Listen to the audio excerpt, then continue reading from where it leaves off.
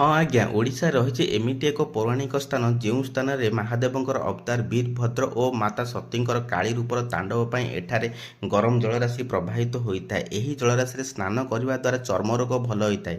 ଦିନକୁ ପ୍ରାୟ 5 ଲିଟର ଜଳରାଶି ଏଠାରେ ପ୍ରବାହିତ ହୋଇଥାଏ। ସମସ୍ତଙ୍କୁ ମୋର ନମସ୍କାର ଆଉ ଜୟ ଶ୍ରୀ ଜଗନ୍ନାଥ। ମୁଁ ଜିତନ ସ୍ୱାଗତ କରୁଛି ମୋର ଏହି ଛୋଟିଆ ବ୍ଲଗରେ। ଆଉ ଏହି ପୌରାଣିକ ସ୍ଥାନକୁ ଏକ୍ସପ୍ଲୋର କରିବା ପାଇଁ ଆମେ ଦୁଇ ସାଙ୍ଗ ବାହାରି ଯାଇଥିଲୁ। କିଛି ଅଙ୍କା ବଙ୍କା ରାସ୍ତା ଅତିକ୍ରମ କଲା ପରେ ଆମେ ପହଞ୍ଚିଥିଲୁ ଏହି ସ୍ଥାନର ପୌରାଣିକ ମହତ୍ତ୍ୱ ଥିଲା ଅନ୍ୟତମ। କୁହାଯାଏ ମାତା ସତୀଙ୍କ ଦେହାନ୍ତ ପରେ ମହାଦେବଙ୍କର ଅବତାର ବୀରଭଦ୍ର ଓ ମା ସତୀଙ୍କର କାଳୀ ରୂପ ତାଣ୍ଡବ ରଚିବାକୁ ଲାଗିଲେ। ଏହା ଦେଖି ଦେବଗଣ ଅଦୃଶ୍ୟ ହେବାକୁ ଲାଗିଲେ। ସେମାନଙ୍କ ମଧ୍ୟରୁ ଅଗ୍ନିଦେବ ଓ ବାୟୁଦେବ ପାତାଳକୁ ପଳାୟନ କରିଥିଲେ। ତେଣୁ ଅଗ୍ନିଦେବ ବାୟୁଦେବ ପାତାଳରେ ପାଣି ସହିତ ସଂସ୍ପର୍ଶରେ ଆସିବାରୁ ଏହି ଉତ୍ତପ୍ତ ପାଣି ଉପରକୁ ଉଠିବାକୁ ଲାଗିଲା।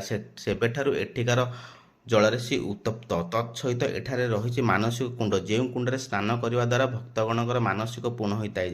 ଏଠିକାର ଏଣ୍ଟ୍ରି ଫିସ୍ ରହିଛି ପର ପର୍ସନ 15 ଟଙ୍କା। ଯଦି ମୋର ଏହି ଛୋଟିଆ ବ୍ଲଗଟି ଆପଣଙ୍କୁ ଭଲ ଲାଗିଥିବ ଗୋଟେ ଛୋଟ ଲାଇକ୍ ଆଉ ସବସ୍କ୍ରାଇବ୍ କରିଦେବେ। Thank you. ଜୟ ଜଗନ୍ନାଥ।